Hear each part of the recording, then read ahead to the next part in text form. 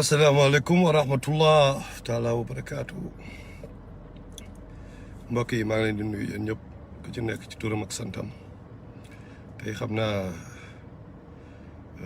express live peut-être lay nekk vite fait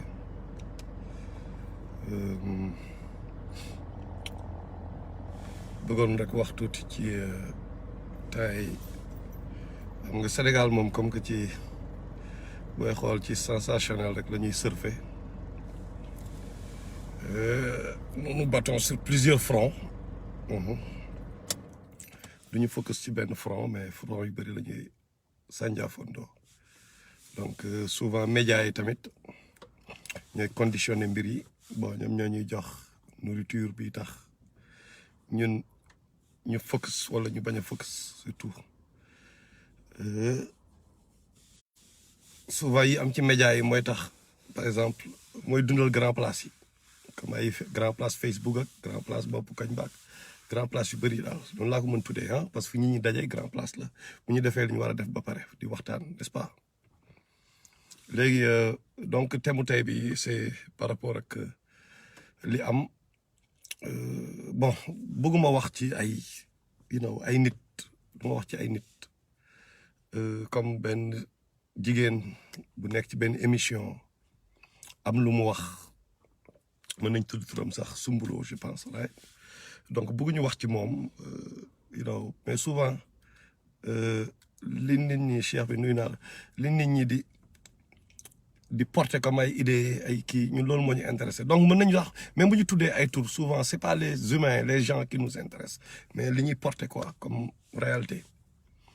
donc c'est surtout que aussi bon ndaw soosu noonu moom loolu du domaine moom du expert benn comédienne la quoi comédienne du question dafa jàng ba jàng bu ñuy wax jàng bon l'école de la rue dafa am solo nit daf fay jàng mais aussi yàlla daf ñu may ñuy jàng aussi ci beneen école yeeg lu nekk tamit am nuñ koy jàngee am ay professeurs yu lay jàngal bon nit ñi nañ jàng ci l'école de la rue ñu ñëw wax mu jub mais parfois dinañ tarxiis right donc ndaw soosu du expert du koo xam ni elle doit être benn référence par rapport aux idées parce que mosuñu dégg mu génne mu accoucher benn idée boo xam ni vraiment dafay affecter intelligence wala dara bon donc ñun donc bu ñuy attardé wu ci moom vraiment je pense que daf mel ni ñun ñooy am problème ñun ñoo am problème quelque part mais quand même dañ koy remercier ci dara mooy permettre nañu ndax ñu mën a ubbi benn thème donc ndaw soo Soumboulou moom moo ñu permettre ñu ubbi ci ñu mën a wax ci benn réalité bu am Sénégal donc dañ koy remercier ci loolu tamit n'est-ce pas léegi bon dañu wax le concept de kaw-kaw et de Boy Town ñoom Babacar Diagne nante yi Boy Town yi neppat donc kaw-kaw yeeg ñoom moo Boy Town yi je pense que bu nit ñi xalaatee bu baax dañu ñëw nekk ci ay xëccoo quoi naan non kaw-kaw parce que damay gis commentaire yi na nit ñi xam ni kaw-kaw yi ñoo defar Sénégal na nit ñi xam ni kaw-kaw yi ñoo def lii ñee tamit ne woy Boy Town di lale mais dëkk na lay demee mais dañ koy sanc mais bi nga koy sanc dafa am foo jógee après nga déplacé wu nga ñëw bon peut-être nga nekkoon benn nomade après nga sédentariser wu fenn parce que am na ndox parce que foofu lii tax nga mën a dudd condition yi tax nga mën ay ñoom ndox mooy besoin physiologique yi di nga ko fa mën a satisfaire après say maam ñu établir foofu ok doomu aadama noonu la mel il est tout le temps naturellement à la recherche de comme gars yi ni ñu nekk ay immigré sa life neexul Sénégal nga uti visa nga dem États-Unis wala France mais sa dëkk moo la gënal quand même xam nga mais parce que da nga dem uti mais nag uti bi tamit ci suufu yàlla bi nga uti que ça soit kaw-kaw bi wala citadin mais ci suufu yàlla bi la cette terre là appartient à Allah donc nga jóge town foo mënta jóge nga dem États-Unis tubaab yi moomuñu ko yàlla moom suuf si donc kan moo mënoon tere tey jii nit ki lu mu benn Donald Trump lu mu raciste nan la mënoon na ma tere man ma am doom biir Amérique yàlla bind na sama doom Amérique lay juddoo suñu grand Ousmane Ndoye doomam ci Amérique lay juddoo yàlla daf ko bind avant bi muy créé xalima bi donc mbase moom la terre n'est-ce pas léegi nag ñun bu ñu ñëwee ñu ne bon kii kaw-kaw la que la kii la mais attendez affaire bi figé wul mais ñi naa wax tey Boy Town lañu ñu naan tey ñu ne ñoom ay boy town lañ mais benn instant seen papa wala seen maam kaw-kaw la woon du dëgg mais ñi nga xam ne tey ñoo ngi naan ay kaw-kaw lañu ñu nekk biir town naan kaw-kaw lañu mais benn instant seeni doom mais boy town la ñuy nekk parce que foofu la ñu xam donc débat la bu amul sens quelque part xam nga mooy ku nekk tey da nga nekkoon kaw-kaw suba sa doom dina nekk si boy town démb sa maam kaw-kaw la woon moo tax tey nga nekk boy town affaire bi noonu lay demee c'est pas day rouler dafay c'est pas figé quoi dafa dynamique mbir la boo xam du taxaw te li si garaaw mooy te kaw-kaw ak boy town sax benn instant mën nga juddoo town mais ñun même biir town dafa am yoo xam ni entre waa banlieue ak waa town mais dafa amoon problème xaw ma léegi mais loolu dafa yàgg am entre waa banlieue ak waa town boo dëkkoon ay caaroy Pikine nag yooyu boo demee par rapport ak waa town bi ñu demee sax ba ay Aldo di am affaire yooyu ñoom Aldo ak ñoom kii boîte yooyu noonu après waa banlieue di ñëw di imposer wu ñoom tamit di leer yu garaaw yi maquette man yi xam nga di imposer wu xam nga ñu dem ba benn instant loolu yëpp ñëpp dem ba benn instant ñëpp ay nekk benn donc ku nekk leen daal laa xam damay gis sama petit frère Habib Fadel si benn affaire lay wax maa ngi koy nuyu boo xam moom moo ma koy fàttali lenn la waa town yi war a xam tamit gis nga bés boo demee xaw ma feneen de mais Fouta man bu ma demee suñu village wallahi da ngay rus xam nga ngay rus mais nañ la traitement boo xam ni dinañ la may di la indil ñëpp ay yàq da ngay gis ndeysaan am ñoo xam peut-être dañu xaw a pauvre sax quoi mais ñoom ñëpp ay yàq indil tegal la quoi mais maire yi temps yi yàgg na nga gis ñu toog ndeysaan di la upp ñii di la upp wallahi malgré yàlla may leen woon moyen mais ñoom loolu da ngay gis nu ñuy exprimer woo di la woon seen amour quoi yow léegi da ngay rus parce que da nga naan mais kii bi mu ñëwee Dakar man defal ma ko lii quoi xam nga defal ma ko li may peut-être man maa ngi dëkk fa am ay étage peut-être moom moo ngi dëkk si ay néegu ñax peut-être moom instant boobu yow tu penses que yow yaay boy town mais wallahi moo ngi lay defal loo xam ni mais amul prix quoi mënoo ko jënd fenn xam nga donc da ngay xaw a rus quelque part boo xalaataatee bu ñëwaatee moom Dakar après da nga koy toppatoo nga xam ni yow mu benn ngeen quoi sa deret lañu sa mboq lañu lépp benn la leen lié c'est le sang tu vois te loolu xam naa peut-être ñu bëri nañ ko dund bu ñu demee ci dëkku kaw yi xam nga léegi nag bon il faut tamit kaw-kaw ku ñi ñuy woowee kaw-kaw par exemple ñu xam ni lu bëri ci pays ci kii yi lay amee ñi nga xam bon man du ma wax bëgguma la moo kaw-kaw moo terme boobu neexuma déjà ay kaw-kaw whatever ku dëkk kaw ga la ok mais ni ko nit ñi bëgg fu ñu ko nit ñi bi bëgg a yóbbu man loolu dafa may xaw a gêner mooy ni ñu koy woowee gars bi kaw-kaw la quoi comme ni ndeysaan le meilleur artiste sénégalais de tous les temps mooy Sanoxo mooy sama meilleur de tous les temps comme ni mu ko daan waxee parce que moom traité na sujet bi yàgg na jamonoy Sanoxo moom wax na ci nee na way boo ñëwee town nga ñëw ñu la waaye dama indi sound beeg yooyu yow boo nekkee kaw-kaw doo xam lu ñuy wax ngaaka ngay nekk right mu ne yow tamit boo demee kaw ga ñu la yow jox ma wogg wa ca xurwa mais doo xam li ñuy wax mu ne kon yow ngaaka nga kon ñëpp ay nante lañu ngaaka amul ça dépend ci fi nga nekk donc il avait bi mu koy wax ñu ay xale lañu mais il avait absolument raison Sanoxo xam nga c'est juste que nag dafa am yoo xam ni ci ville bi lay amee ay business yeeg xam nga dañu xool nañu jël rasulullah sallallahu alayhi wasallam surtout al balad mooy la cité ban cité la yàlla di wax mooy Makka mais pourtant bi mu juddoo mais kaw dañ ko yóbbu ci ñoom Alimatu Saadiya mais ñooñu fan lañ nekkoon c'est des nomades du désert pourquoi ñu yóbbu ko foofu ci kaw ga rasulullah sallallahu alayhi wasallam mais c'était juste xam nga lan parce que foofu déjà Makka déjà dafa bëri woon microbe day am ay microbe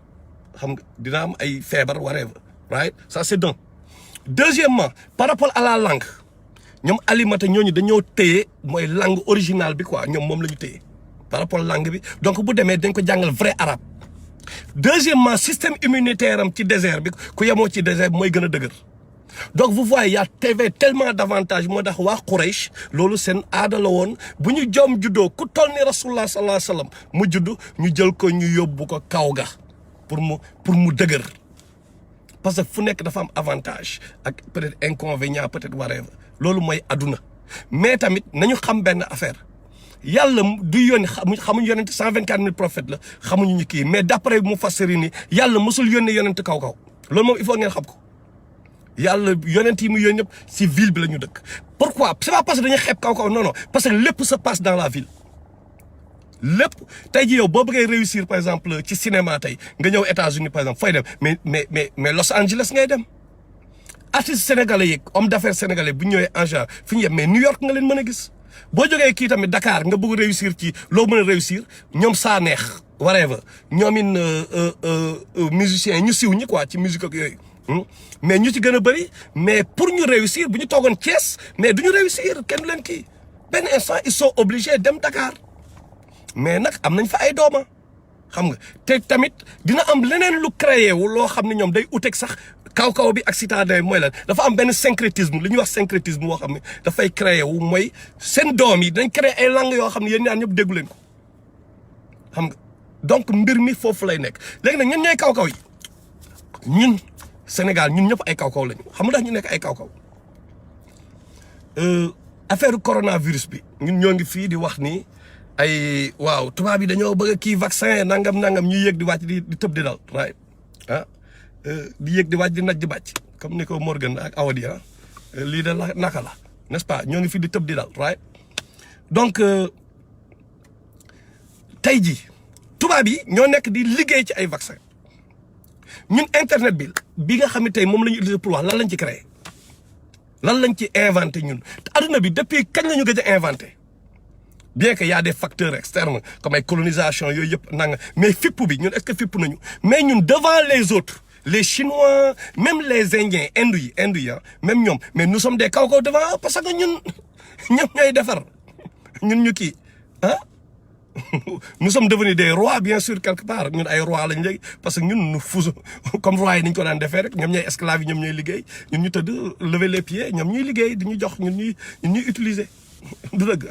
donc ñun mën nañu quelque part ñoom ñooy suñuy esclaves right bu ñu neexee ñu analyser foofu mais donc bu ñuy analyser loolu c'est subjectif mais bu ñu objectivement ñun ñooy kaw-kaw yi parce que ñun musique bu nekkee musique ñooy créer seen rap jox ñun ñu leen di toppandoo ñoom xamuñu ñu sax bu ñu waxee tey ay mardi gras non Saint-Valentin ñoom ñoo créé fête bi faale wu ñu sa tamxarit faale wu ñu sa dara bu ñu waxee boy ñoom ñooy décider ban jour la ñuy defar la fête de la femme ñoom ñoo koy décider quoi ñoom ñooy décider lépp ñoom ñoo koy décider ay waay ñu ne boy tey c'est la journée de la femme nangam ñu nekk di kii mais kan mooy kaw-kaw bi ñun ñooy kaw-kaw yi ñun ñooy ngaa kay parce que ñun lépp dañ ñu koy defloo dañ ñu koy imposer xam nga. Nous avons du pain sur la planche au lieu de ñu nekk fi di tiraayante suñu biir di kii dañoo war a dabe ñun dañoo am dabe bu bëri bu ñu war a def par rapport ak yeneen nations yi gars yi dañ ñu raw quelque part bon bien que nag raw dëgg bi moom ci iman la waaw mais nag côté dunia bi li yàlla may doomu aadama pour mu servir doomu aadama ñun dañ ñoo raw parce que ñun gëj nañ indi suñu cotisation ci adduna bi ci liy doxal adduna bi depuis jamonoy Égypte lañ gëj a cotiser bien que am na ñu ko teg waree fa xam nga bon peut-être ñun ñoo ko provoqué tamit parce que yàlla nee na tout mal qui t'atteint vient de toi-même n'est-ce pas donc loolu peut-être ñun ñoo ko provoqué mais ñun dañoo war a dabe te li gën a graaw encore mooy ces différences là ay kaw-kaw ak yooyu daf ñuy lépp loo xam ne par exemple xam nga Sénégal ñun dañoo am benn problème quoi boo xam ni xam nga ñun bu ñu bëggee développer réew mi bu ñu ko bëggee développer vraiment il faut ñu contourner les réalités ethniques par exemple da ngay ñëw à part affaire kaw mais da nga kenn day ñëw par exemple comme Sénégal par exemple dañuy ñëw ay réalité téléphone xaw ma léegi ñi naan sama njaago bi kii naan sama tukulóor bi par exemple olof bi day ñëw naan sama njaago bi waaye sama njaago bi gën non sama pël bi affaire yooyu mais pël bi mais neexu ko. loolu moo indi benn instant ñoom système bi ñoom Macky sa politiciens yi ñu profité ci ba naroon indi problème entre ñi naan non ne da ko bandum nangam parce que à un moment bi Macky Sall ñëwee ñi ko njëkk a jàppale waa Brooklyn la fii States gars yoo xam ne ñu génn seen moon yi ñoom Grand Gassam ak ñooñu comprendre li ma la wax ñoo njëkk a jàppale Macky Sall côté génne kaañ quoi te ñoo ñëpp ay Haalpulaar lañu waa Fulton yi la benn instant dañoo ñëw ñoom ñu ne ok ñun ñooy waa Fouta Cheikh Amadou Bamba ci ñun la jógee ci ñun la El Hadj Malick jógee ci ñun la diw ak diw mais pourquoi ñu bëgg ñu tuutil ak li ñu def Sénégal yëpp donc benn instant day mel ni way dañu war a exprimer wu ñoom tamit léegi nag politicien bi day comprendre loolu muy diviser pour mieux régner quelque part pour régner pas pour mieux régner mais pour régner d'abord xam nga day ñëw profiter ci état psychologique nit ñi par exemple kii bi te Sénégal loolu amul woon avant ay kal la ñu woon quoi et tout mais dañ ciy profiter pour ñoom seen ceeb mën a tooy dafa mel ni tubaab yi ni ñu ñëwee Sénégal defal ñu affaire xilaafa jël murid yi teg leen fii may leen kii xam nga ñoom Senghor bien sûr parce que ki njëkk a ñëw dugal affaire yooyu c'était Blaise Diagne la Senghor ci taalibe mi la bokk franc-maçonnerie bi moo dugal franc-maçonnerie Sénégal loolu yëpp ci la bokk di diviser leen comprendre nga ñëw jaxase fii ay sëñ Fallou ak ñoom sëñ Mouta jaxase leen ak Mamadou Dia xam nga affaire yooyu yàgg nañ ko def xam nga c'est la colonisation ils ont envoyé des missions et des exploits des missions pour xam nañ ñu xam nga lan lañ def ñu def leen xalif général des Mourides xalif général des Tidianes xalif général def ay xalif généraux c'était quoi diviser pour mieux régner c'était pour nous diviser pour mën a régner noonu la ñuy def tamit ci profiter créer 4 communes Dakar Rufisque Saint-Louis ak Gorée les 4 communes ku fa nekkul yow doo ndaanaan ci réew mi xam nga ku fa nekkul même école bi sax même école les fils de chef ñoo fay jàngee xam nga mais 4 communes yooyu pourquoi parce que ñooñu dañ leen mën a contrôler comme ay Saint-Louis ñu créé Golbert Diagne yàlla na ko yàlla yërëm xam nga mais da doon défendre la statue de Faidherbe xam nga loolu la doon défendre mais xoolal ay idée moom parce que mag la aussi ñoom seen génération loolu la woon xam nga mais loolu yëpp tubaab bi la xam nga ñooñu ils sont quelque part aliénés quoi déracinés aliénés xam nga parce que yooyu la tubaab bi dugal seen bopp yi donc ñun loolu yëpp la ñu war a éliminer on doit faire table rase de tout cela pour mën a développer le Sénégal premièrement tant que nekkuñu benn yàlla moo ni booy ok langue nationale bi wolof lay nekk yàlla moo ko kii noonu langue officielle bi français xam nga bon bien sûr que le français parfois aussi bon entre parenthèses kii nu mu tudd encore dañu wax ni way tubaab bi nangam français bi aliénation mais que ça soit clair les amis la langue française n'appartient pas aux Français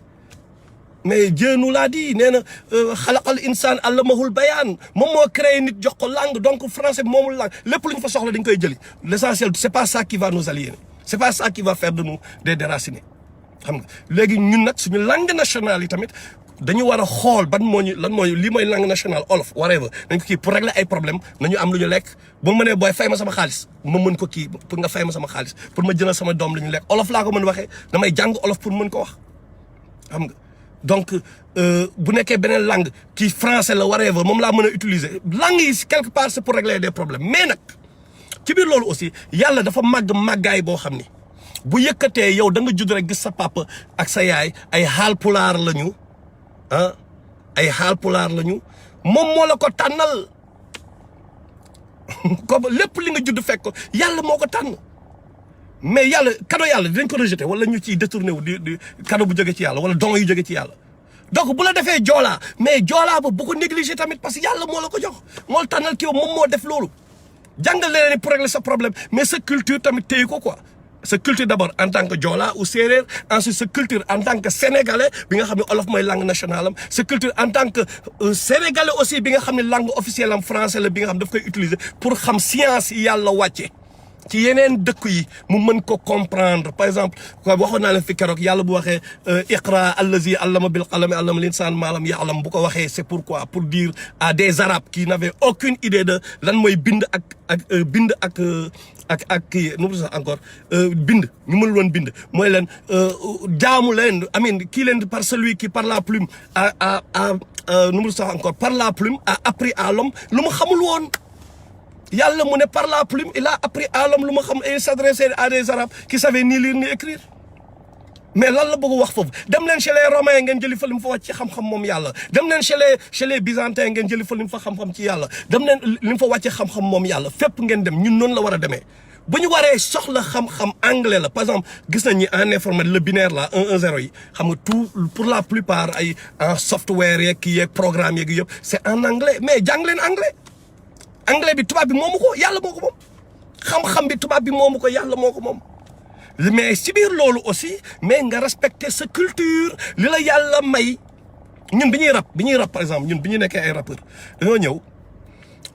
ñu fekk influence bi c'était les Américains c'était l'anglais quoi dañoo rap en anglais temps yi xam nga rek affaire on était un peu jeune aussi xam nga ñëw français mais dañ toog benn instant ñu ne mais attendez mais y a un problème là pourquoi ñun ñu war a jël kii yu jàmbur yi alors que ñun am nañ suñuy langue on a fait la langue nationale mooy wolof respect à Tamsir Bathily bu Sikki Saka bien sûr xam nga ñi ko xam nañ ko n'est-ce pas donc ñu jël on a développé la langue amin ñu xool ñu lan lañ mën a génne ci rime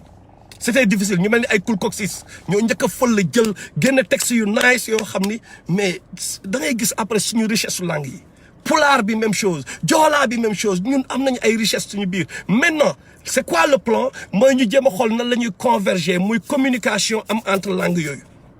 wala culture yooyu laay mën a wax que ça soit pas compartimenté quoi mais il faut absolument que les gens fassent tout pour qu'il puisse y avoir communication entre lépp luy ba pare ñu nangu mu am njiit yàlla moo tànn olof bi bu nekkee ci mbedd bi olof bi mooy jiit bi parce que il faut ñu am langue nationale xam nga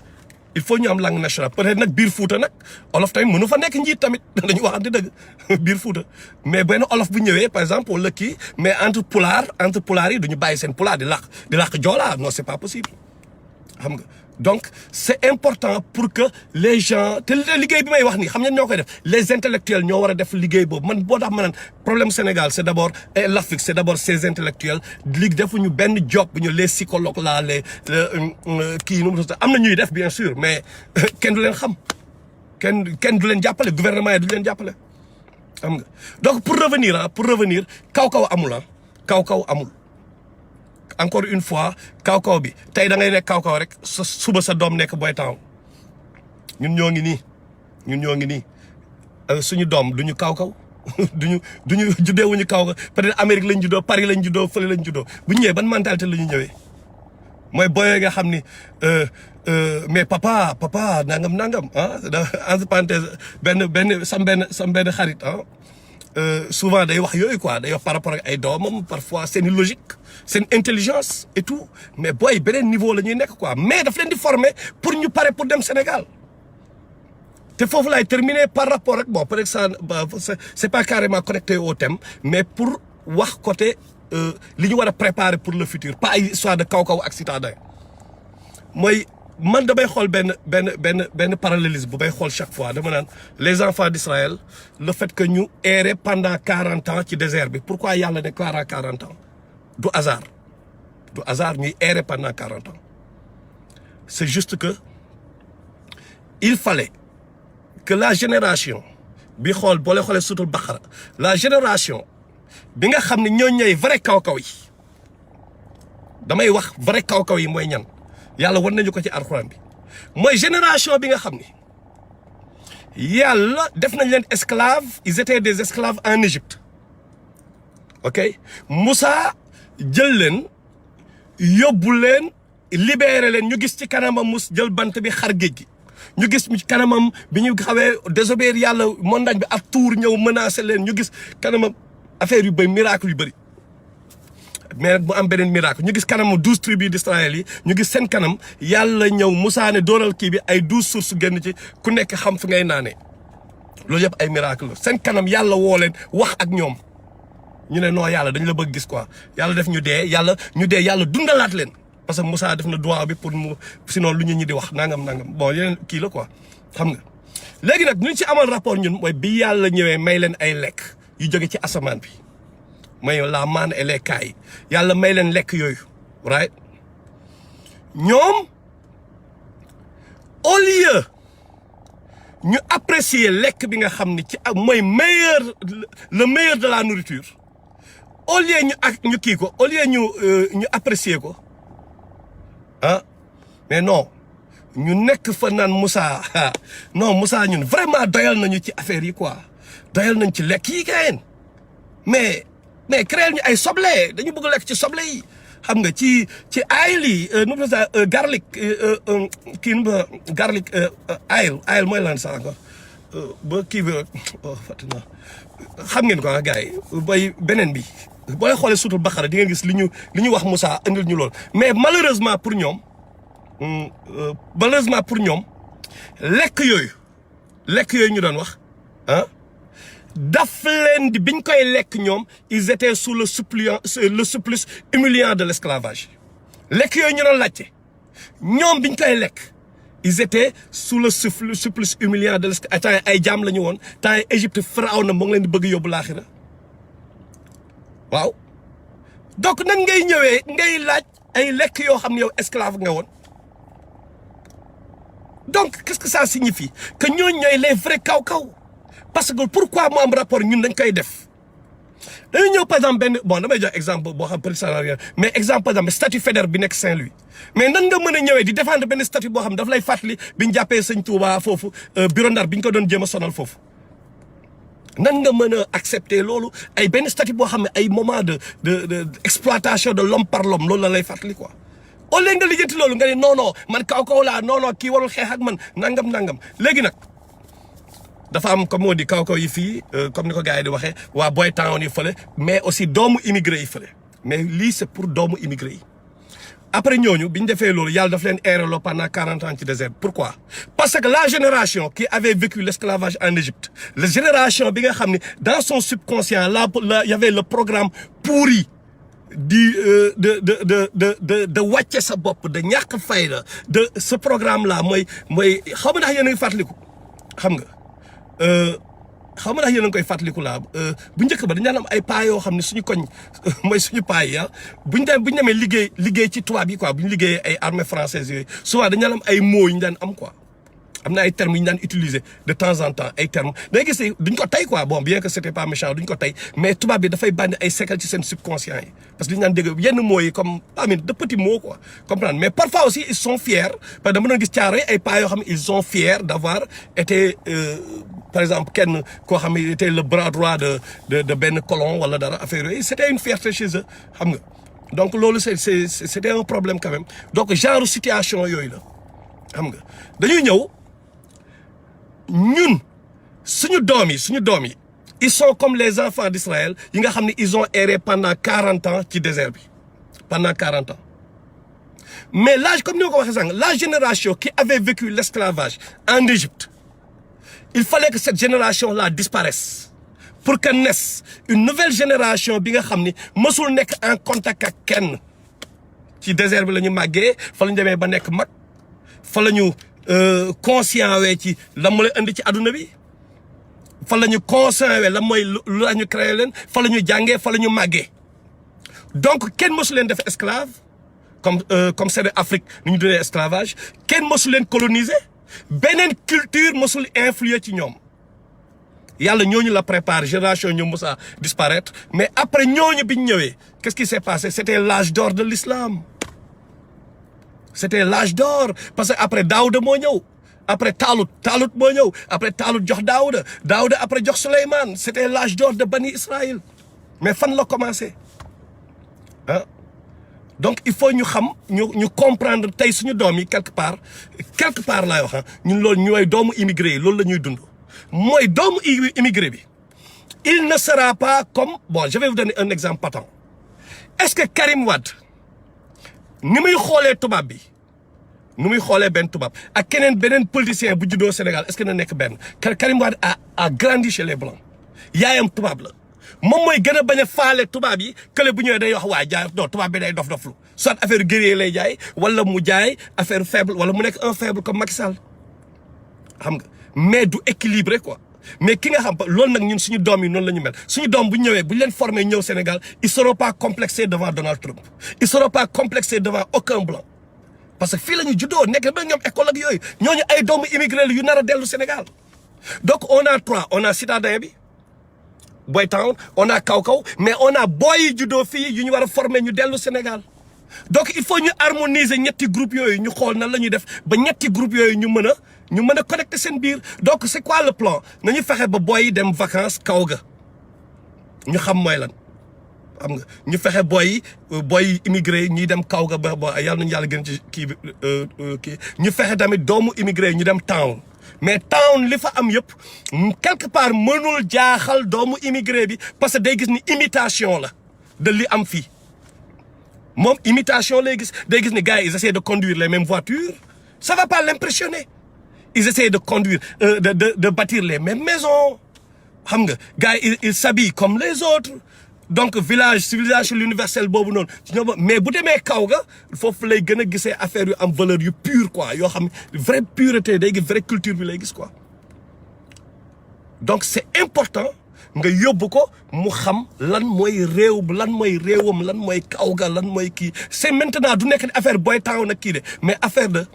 mais boy Amérique la boy États-Unis ak boy kii pour ñu régler problème sous-développement bi ñu nekkee parce que c'est ça qui doit être l'objectif warul nekk des guerres entre ñun kan moo kii non l'ennemi commun s'appelle tubaab pas tubaab X ou Y mais kii nu mu tudd encore le leadership tubaab mooy les élites tubaab là ñooñu ñooy suñu ennemi. Donc que faut pas que nous nous attardions sur des histoires de kii kaw la kii la kii non man tukulóor bi du ma ëppale tukulóor bi non man séeréer bi kii ne kii non l'ennemi commun s'appelle l'impérialisme occidental jël nañ suñu pétrole jël nañ suñu gaz jël nañ suñu lépp. Donc ñun lépp lu ñu mën a def ci adduna bi lépp lu ñuy def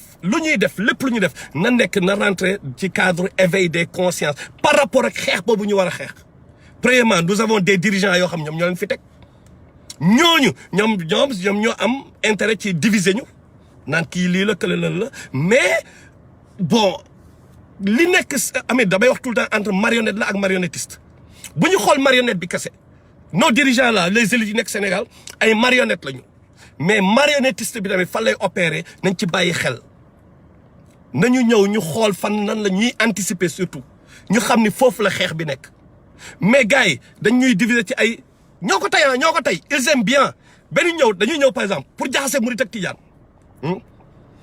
ñoom ñoo gën a xam ne Mame Maodo ak kii mosuñu am problème ñoom ñoo ko gën a xam ak sëñ Touba ñoom ñoo gën a xam nitu yàlla yëpp am na lu leen lié mooy livre yàlla bi ñoom ñoo ko gën a xam mais xam na la ñuy def dañuy ñëw tabaxal Touba benn affaire bu nice après négliger keneen ki ba campagne électorale amee ku nekk ñu am nu ñu la corrompre pour créer. Parce que franc-maçonnerie bi la tamit gars yi xam nga pour lan tout simplement que ay xeex am suñu biir mais pas xeex ni mais guerre froide am suñu biir quoi ay jalousie daw ku nekk di jëw sa morom ci suuf ku nekk naan kii que la ba pare ñu jëlal ay nit infiltrer famille religieuse yi wala nekk ñooñu di leen waxal ci télé ak rajo yi pour diviser sénégalais yi.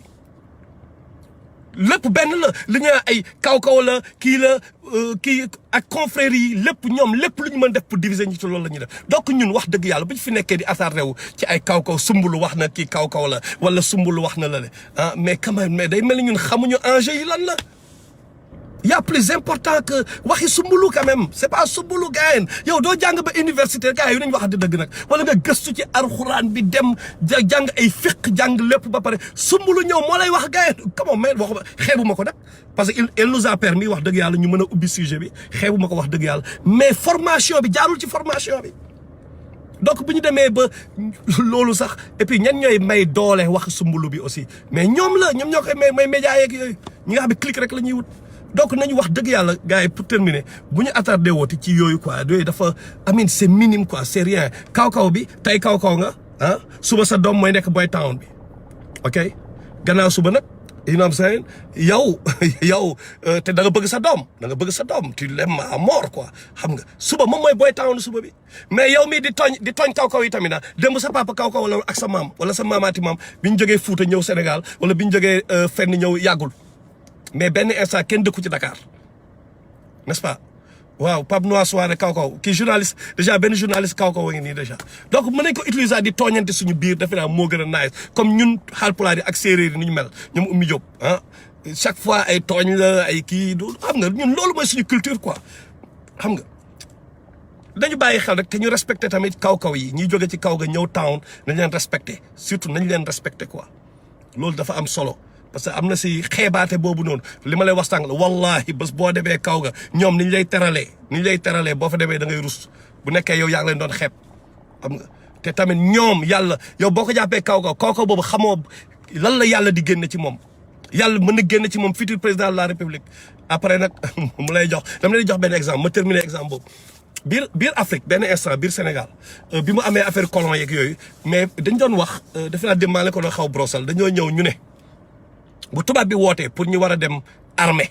wala jàngi école français yi temps payi ils étaient tellement attachés aux deux livres de référence là mooy alxuraan ak hadith ak yooyu ils étaient tellement religieux et tout ñoom pour ñoom école française bi daf leen di yàqal quoi qu'est-ce qu'ils ont fait mais dañoon sacrifier benn instant mooy ñu doon wax la basse classe la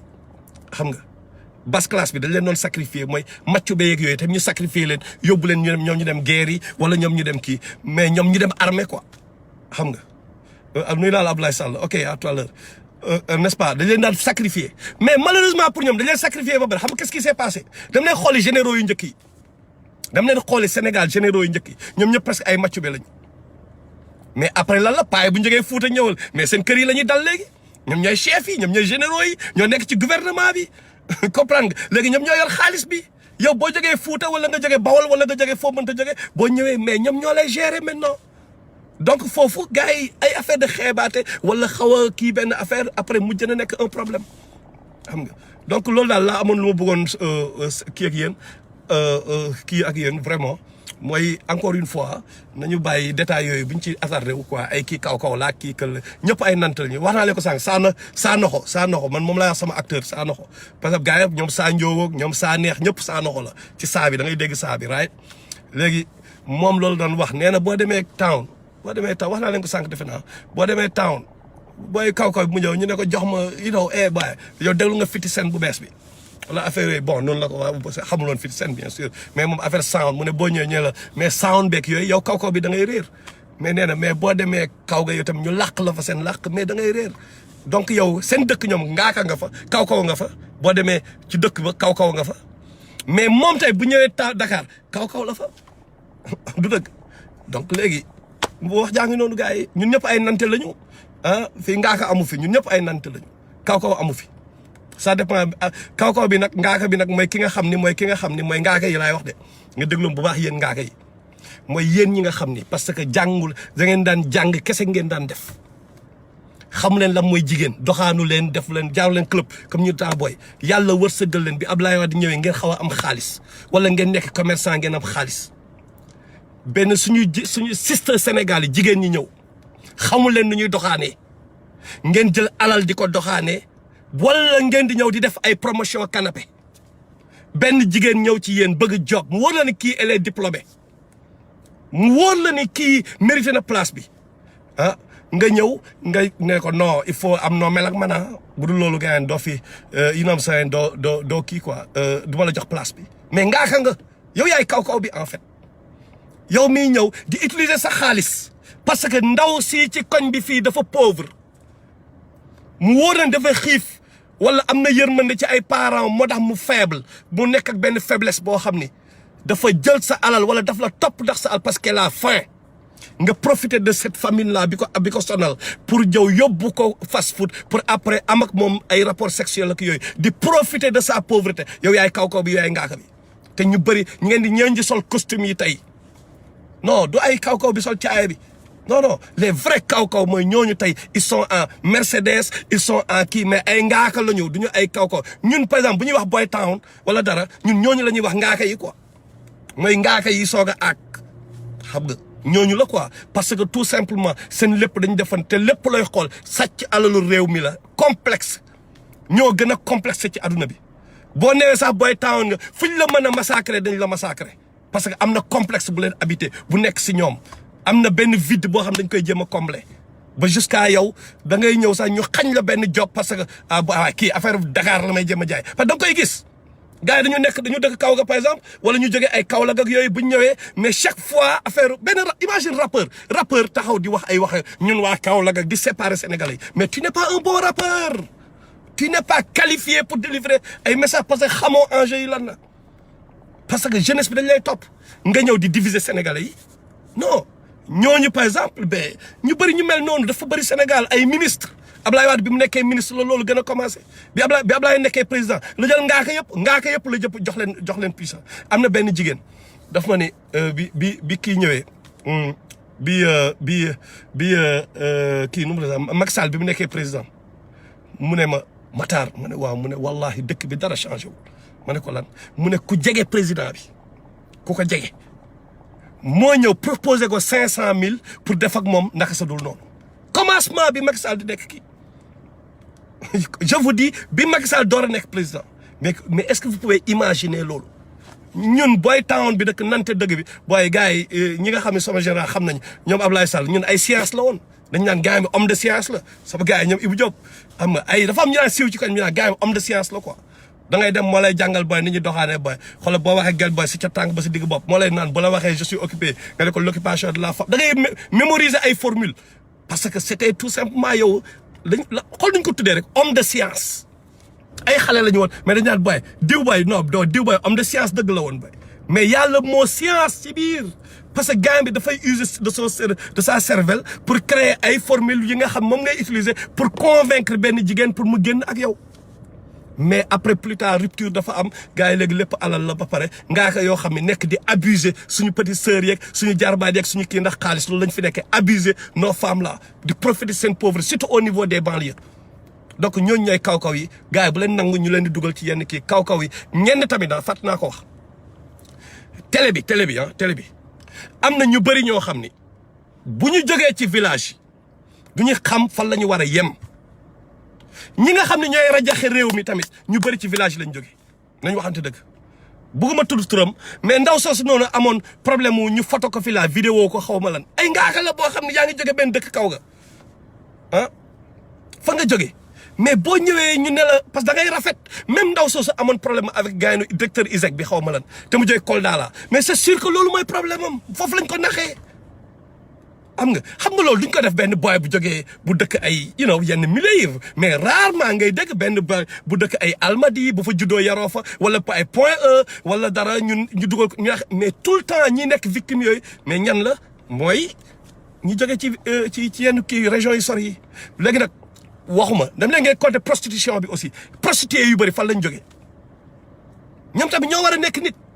prostituées yu bëri fan lañ jóge pauvreté bu mu tax pauvreté ñàkk bu mu tax demal nga liggéey mindaan loo rafet demal nga liggéey mindaan demal nga gérer loo xam ni mais dignement ngay amee sa xaalis mais parce que ngaaka yooyu ma lay wax kaw-kaw yi mooy ngaaka yi nga xam ni xamuñu nu ñuy gérer xaalis la ñu yor nañ la ne yow boo bëggee weer bi ñu jox la ko ñu nax la jaar sa kaw xoolal ay kaymaa lañu buñ la ko defee defaat ko keneen ñoom loolu la ñuy dundee quoi parce que ay ngaaka lañu mënuñu si dara xamuñu nu ñuy gérer jigéen. comprendre nga ay ngaaka lañu quoi donc yow mi nga xam ne foofu nga jóge sa taar bu mu tax ñoom ñu wax la dara nga gëm ko te tamit ngaaka yooyu gars yi nañu waxan dëgg fan lañ jógee ñoom ñëpp fan lañ jógee. donc vous voyez benn instant gars yi ñoo ngi naan non ñun duñu ay kaw-kaw nangam benn instant aussi c'est un problème entre kaw-kaw contre kaw-kaw la. nekk dul kaw-kaw contre Boy Town de kaw-kaw contre kaw-kaw la parce que kaw-kaw yooyu noonu boo xoolee ñoom fan lañ jógee ñoom ñooy exploiter seen yeneen benn kaw ba damay jox exemple parce que ñun ñëpp man moom jàpp ma ay fa kaw Sénégal laa jóge c'est fini quoi fépp laa bokk ok par exemple kenn jógee ñu woowee ko kaw-kaw parce que Louga la jóge right léegi beneen ñu woowee ko kaw-kaw parce que Kolda la jóge mais fu Kolda bi jigéen bu rafet la beneen kaw-kaw bi nga xam ne Louga la jóge moom mu jën a nekk ministre wala mu nekk benn ndaanaan ci réew mi wala Diourbel mais ñoom moom mooy exploité waat beneen kaw-kaw bi jóge beneen bi donc c'est plus un problème entre Boy Town et kaw-kaw mais c'est un problème entre kaw-kaw et kaw-kaw c'est un problème entre kaw-kaw versus kaw-kaw bu nekkee on peut se permettre d'user de ce terme donc vous voyez donc foofu débat amu fa nañu bu ñu dugg ci ay détails quoi nañu xam tout xam nga fu ñu dem am na ñu baax am na ay kayma am na nit yu baax foo mënta dem am na ay kayma am na lu kii am na tamit ñoo xam ne wax dëgg yàlla ñoo ngi jóge ci kaw ga waree fa mais yërmande kese lañu yërmande kese dañ leen a yar ci kaw ga lañ leen yaree ñu ñëw Dakar yaru topp seen diine alal ji lu mu bëri taxu leen ñu def lu bon loolu tamit dafa am biir Sénégal il faut ñu bàyyi xel ci ñooñu tamit donc nañu dem cas par cas ñu bañ a généraliser xam nga ñeneen kaw-kaw yi mooy ñooñu doon jógee Italie yéen a ngi fàttaliku merci Ablaye Sall immigré yooyu nga xam ne ñooñu daan sol jiin yi la tàngaay bi ñu sol ay kii en cuir la yéen a ngi fàttaliku sol chaîne or yi ngaa ko yooyu noonu mais bu ñëwee am na sama benn gars day ñëw bon bu expliqué ma benn booyam day ñëw taxaw ak benn gelam di wax ak moom benn grand kaw-kaw parce que man waxuma kaw-kaw ki dëkk fële de ngaaka bi man laay wooye kaw-kaw ok ngaaka bi jóge fële ñëw ne ko waaye di wax ak gel bi waaye booy bi ne waaye mais grand yéen waaye nekk fii jël gelu booy rek mu ne ko waaw sama waa ji expliqué ma ne ma waa ji dem 2 jours après ñëw marié gel bi jour mariage bi mu romb booy bi naa ko waxoon naa la dóorte sama loxo doon laal naa la dóorte xoole ñàkkanteeg benn booyam parce que puissance am xaalis bi mu jógee Italie mooy temps yi Italie doon neex mais ñooñu tamit ay dégâts yi ñu fi def du jeex dañ fi def dégâts yu bëri ay ngaaka lañu ay ngaaka lañu am na ñoo xam dañu jógee fële par exemple benn village après bu ñu ñëwee def Dakar escale bu ñu jógee Dakar escale après ñu dem États-Unis bu ñu demee Amérique ñoom bu ñu ñëwaatee au lieu ñu dellu village ba duñu dellu village ba Dakar la ñuy stagner parce que léegi ñoom egg nañu niveau bu kawee boo xam ne léegi permettre na leen gel bu leen neex mën nañu wax ak ñoom mais mënuñu gérer xamuñu nu ñuy gérer tam ñu làq ay anglais njalaxaan yu kenn xamul c'est loolu li ma la wala italien yu kenn xamul moo bu nekk ñu dugal ci italien mais grammaire toujours mooy nekk seen problème la yëg laa yeeg yooyu xam nga duñu mais chaque fois moom lu muy wane mooy mais pourquoi muy def loolu parce que moom c'est un complexé avant mu fekki am na nu mu doon xoolee waa town yi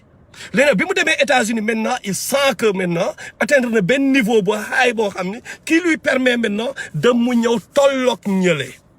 mais benn esprit vengeresse lay demee tamit quoi xam nga la day ñëw pour venger wu quelque part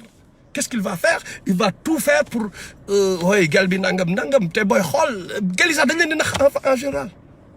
donc gars yi nañu dem cas par cas bu ñu généraliser xam ne ñëpp ay nante lañu kaw amu fi ñëpp ay ngaaka lañu ñëpp ay nante lañu loolu daal laa bëggoon mu leer ci bopp ñëpp maa leen nuyu ñëpp ci seen attention et tout jërëjëf gars yi